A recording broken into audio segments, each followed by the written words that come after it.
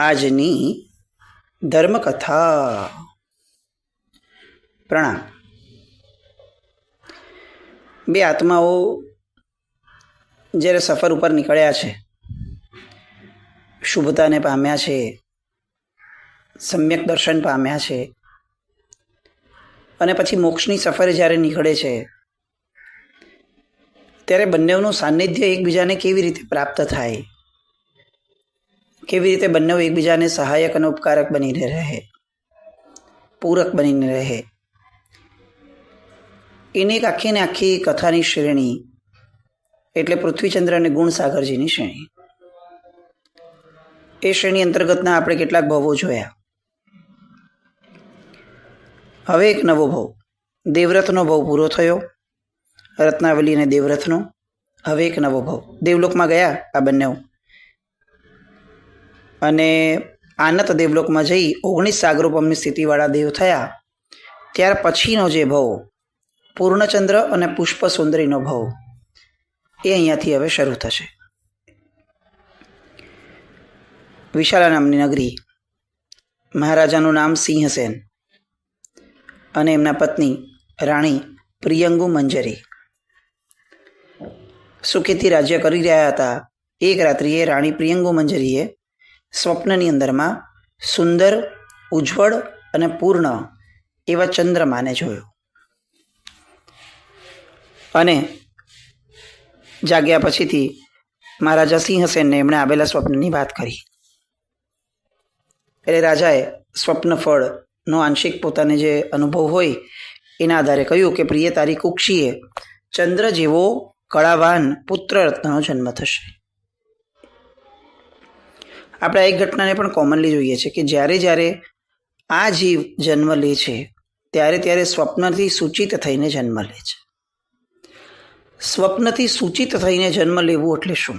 આપણે આ જાણીએ છીએ કે 63 શલાકા પુરુષને બધી જે વાતો આવે છે, આ બધા શલાકા પુરુષો સ્વપ્નથી સૂચિત થઈને જ જન્મ લે.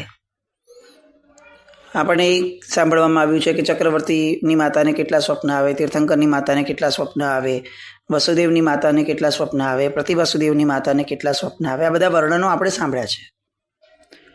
કોમનલી જે એક વસ્તુ આપણે વિચારવાની છે એ છે કે ઉત્તમ આત્માઓ જ્યારે પણ પધારે છે જગતની અંદરમાં ત્યારે એ સ્વપ્નથી સૂચિત થઈને આવે છે. આવું કેમ થતું હશે? સામાન્યપણે આપણી સમજણ જુઓ કે રાજા આવવાનો હોય તો શું થાય, તો કે છડી પોકાર્યા વગર રાજાની એન્ટ્રી ડાયરેક્ટ થઈ જાય તો આપણને એવું લાગે કે આ તો બહુ સામાન્ય લાગે છે, રાજા આવવું ન હોય. તો જે રીતે છડી એ રાજાના પુણ્યની પ્રશંસાની એક એની ગરવાઈ બતાવે છે, એના પુણ્યની ઝાંખી આપે છે જગતને, પછી એ આવે છે. એવી જ રીતે ઉત્તમ આત્માઓને જ્યારે પ્રકૃતિ કોઈ એક જગ્યાએ મૂકતા હોય જન્મ લેતા સમયે, ત્યારે પ્રકૃતિ એ ઉત્તમ છે, એ પુણ્યવંત છે, અથવા એ વિશેષ છે, આવું દર્શાવવા માટે એમના જન્મને સ્વપ્નથી સૂચિત કરતા હોય છે. બે વસ્તુ છે.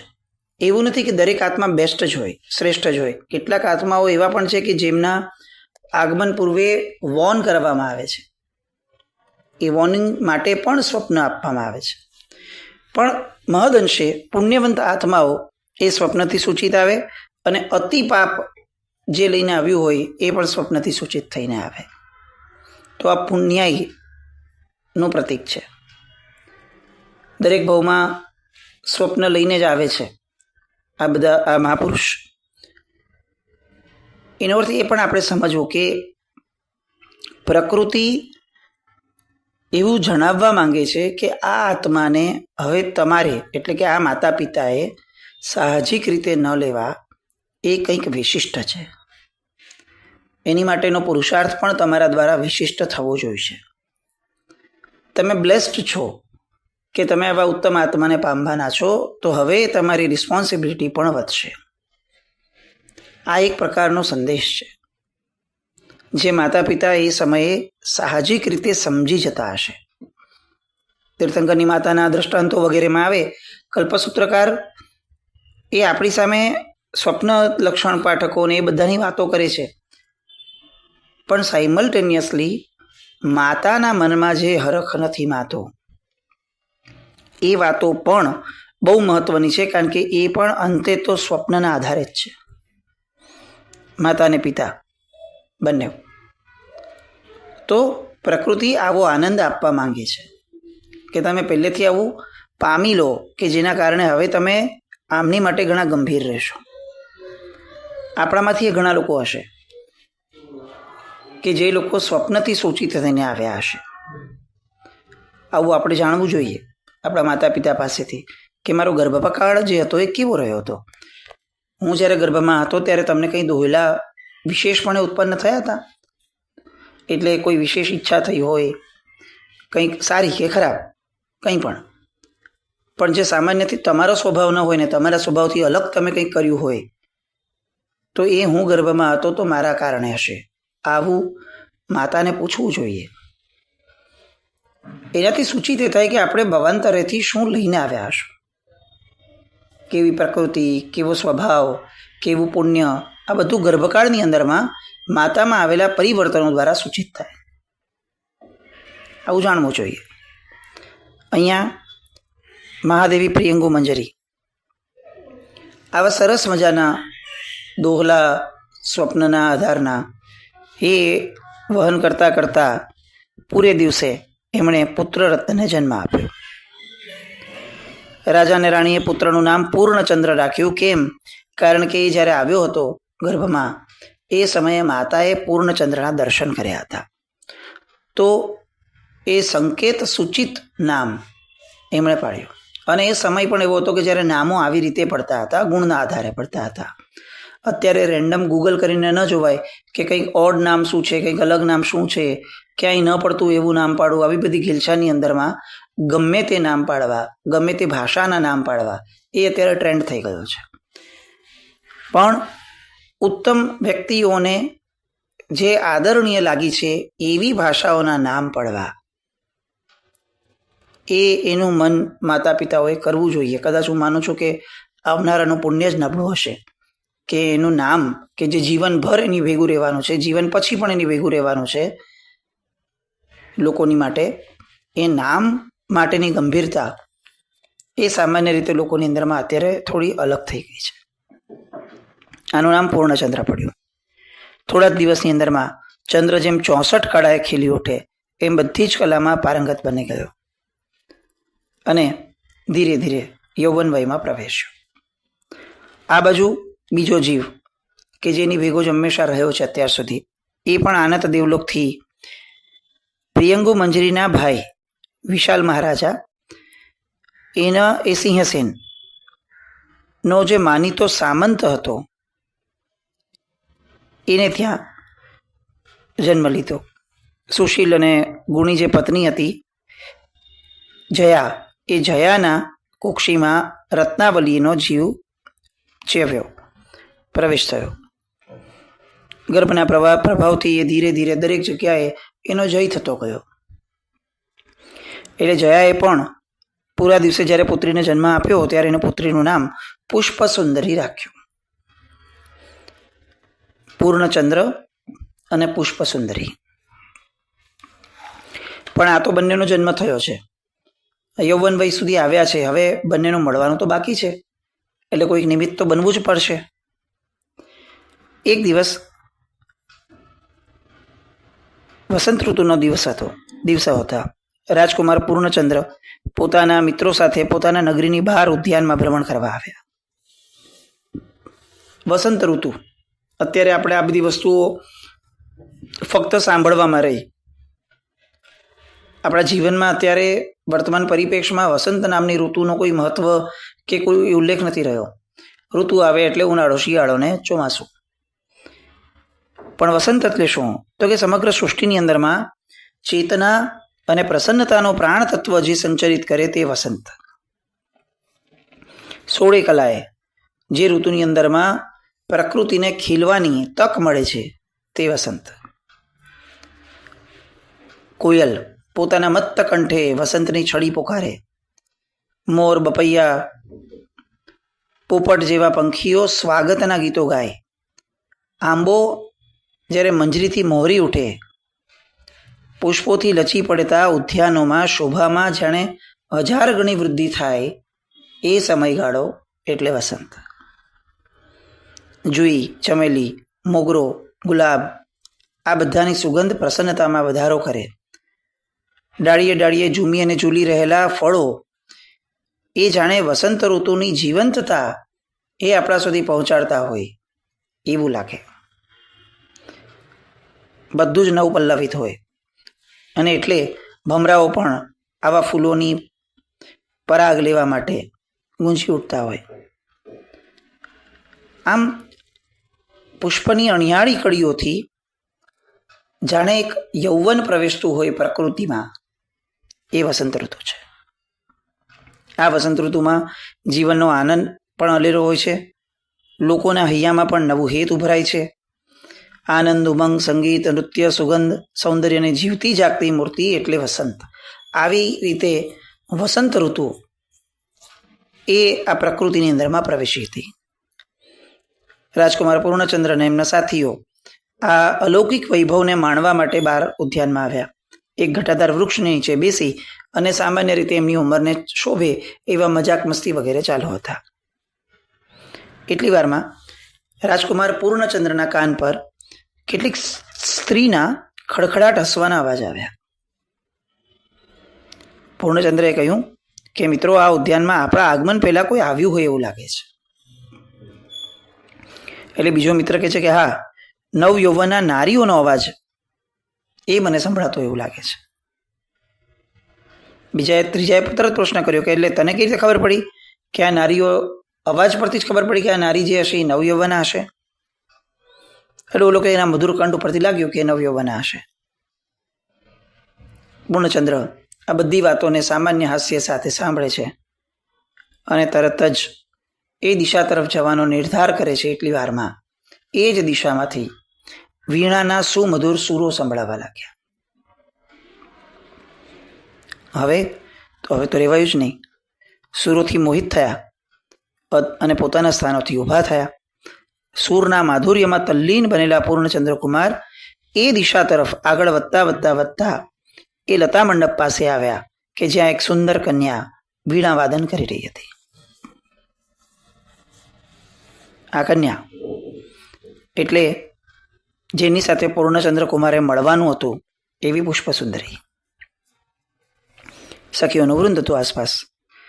બંનેઓની દ્રષ્ટિ મળી, પૂર્ણચંદ્રકુમાર અને પુષ્પસુંદરી.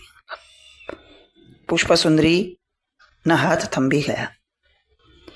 એકી ટશે બસ એ રાજકુમારને જોવા લાગી. એના હૈયામાં આજ સુધી ક્યારેય ન નીકળ્યા હોય એવા સ્પંદનો જાગવા લાગ્યા. આવું સેમ રાજકુમારના હૈયામાં પણ થવા લાગ્યું. પૂર્ણચંદ્ર પણ અનિત્ય રૂપ ધરાવતી એવી આ કન્યા સામે એક ટશે જોવા જ લાગ્યો. બંનેની બાજુએથી રહેલા મિત્રો અને મૈત્રીણીઓ, સખીઓ એ સમજવા લાગ્યા કે હવે આ બંને સંમોહિત થઈ ગયા છે, એટલે ક્યાંક આ ફ્લોને તોડવો પડે. એટલે તરત પુષ્પસુંદરીની સખીએ પુષ્પસુંદરીને કહ્યું, આ તો આપણા રાજકુમાર છે, પૂર્ણચંદ્રકુમાર. અને તરત જ પુષ્પસુંદરીના કાન ઉપર અવાજ સંભળાતા એની ધારા તૂટી અને તરત જ એ વાસ્તવિક જગતમાં જાણે પાછી ફરી અને એની આંખો એને ઢાળી દીધી. આંખો ઢાળીને તરત કહે છે કે આવો રાજકુમાર, અમે આપનું સ્વાગત કરીએ છીએ. સખીએ આસન પાથર્યું. રાજકુમાર પૂર્ણચંદ્રે કીધું કે તમે તમારું વીણાવાદન ચાલુ રાખો. વીણાના સુરોથી મારું મન અતિ પ્રસન્ન બન્યું હોવાથી હું અહીં ખેંચાઈને આવ્યો છું. પણ પુષ્પસુંદરી વીણાને હાથ નથી લગાડતી. સખીઓએ સમજાવ્યું કે તું વગાડતી જ હતી, પણ નથી લગાડતી. એ મસ્તક નીચું રાખીને જ બેસી છે. રાજકુમારની સામે નજરમાં નજર પણ નથી મેળવી શકતી. કેમ? તો કે એને શું કરવું એની સૂઝ જ નથી પડતી. એ અંદરથી રાજકુમાર પ્રત્યે એકચ્યુઅલ મેસ્મરાઇઝ થઈ ગઈ છે. બધાએ પ્રયત્નો કર્યા સખીઓએ, પણ નહીં થયા. એને ન જ વગાડ્યું. છેવટે એક સખીએ પૂર્ણચંદ્રકુમારને કીધું કે કુમારશ્રી, એક કામ કરો ને, આપ બેસો અને આપ વીણાવાદન કરો ને. રાજકુમાર જે ઓલરેડી સંમોહિત હતો જ, એણે કીધું ભલે, અને હાથમાં વીણા લીધી અને વીણાની અંદર ચંદ્રધ્વનિ નામનો રાગ એ વહેવાનો શરૂ કરાવ્યો. શૃંગાર પ્રધાન રાગ હતો. મધુર અને શીતળ, શાંત, તેજસ્વી કિરણો સમી અને માધુરી છલકાવતી આ રાગની લય એ પૂર્ણચંદ્ર કુમારે આલાપમાં બંધારણ બધી સરસ રીતે પ્રસન્નતા એની આખી રજૂ કરી. પુષ્પસુંદરી અને સખીઓ આ સુમધુર સુરોથી અત્યંત પ્રસન્ન બની. ખાસ્સા એવા સમય સુધી આ વીણાવાદન કર્યું. સૌ પ્રસન્ન થયા.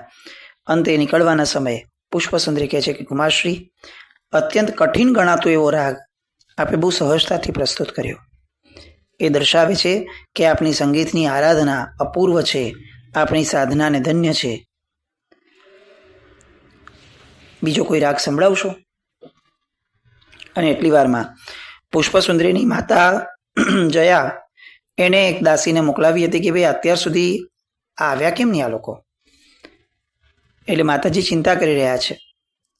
પુષ્પસુંદરી તરત પોતાના સ્થાનથી ઊભી થઈ કુમારની આજ્ઞા મેળવીને કીધી કે કુમારશ્રી, આપનું સંગીત સાંભળવાની મારી ભાવના હવે પછી ક્યારેક આપે પૂરી કરવી પડશે. પૂર્ણચંદ્ર જવાબ આપે છે કે હું આપની ભાવના ચોક્કસ પૂરી કરીશ. અને બંને વ્યક્તિઓ પોતાના મિત્ર વર્તુળ સાથે પોતપોતાના સ્થાને જવા માટે વિદાય પામ્યા. આ બાજુ રાજકુમાર રાજભવનમાં આવ્યા. પુષ્પસુંદરીની સખીઓ પોતપોતાના સ્થાને આવી અને જયાદેવીને કહ્યું કે માતાજી, આજે નગરીની બહાર ઉદ્યાનમાં અમે સૌ વાર્તાલાપ કરી રહ્યા હતા અને જ્યારે કુંવરી એ લતા મંડપમાં બેસીને વીણાવાદન કરી રહી હતી એવા સમયે રાજકુમાર ત્યાં આવ્યા અને વીણાવાદન સાંભળ્યા. પછીથી બંનેની દ્રષ્ટિ મળી. અમારે બંનેઓને તંદ્રામાંથી બહાર લાવવા પડ્યા હતા. પછીથી તો વીણાવાદન કુંવરે કર્યું. આપણા બેનબા મોહિત થઈ ગયા. બંને જણા વીણાવાદનમાં પારંગત છે એવી અમને પ્રતીતિ થઈ. માતાએ સાંભળ્યું. કુંવરીને પૂછ્યું એટલે કુંવરીએ મોઢું નીચું રાખીને કીધું કે બસ, હવે બહુ આગળ બોલવાની જરૂર નથી. માતા સમજી ગઈ કે આ દિશા કઈ તરફ જઈ રહી છે. પણ પછી રાત્રિ પડતા બંને વ્યક્તિઓ, પુષ્પસુંદરી અને કુમાર, બંનેનો સમય નીકળવો અશક્ય થવા લાગ્યો. બંનેઓને એકબીજાના વિચારો જ આવવા લાગ્યા અને એવામાં નિદ્રાની અંદરમાં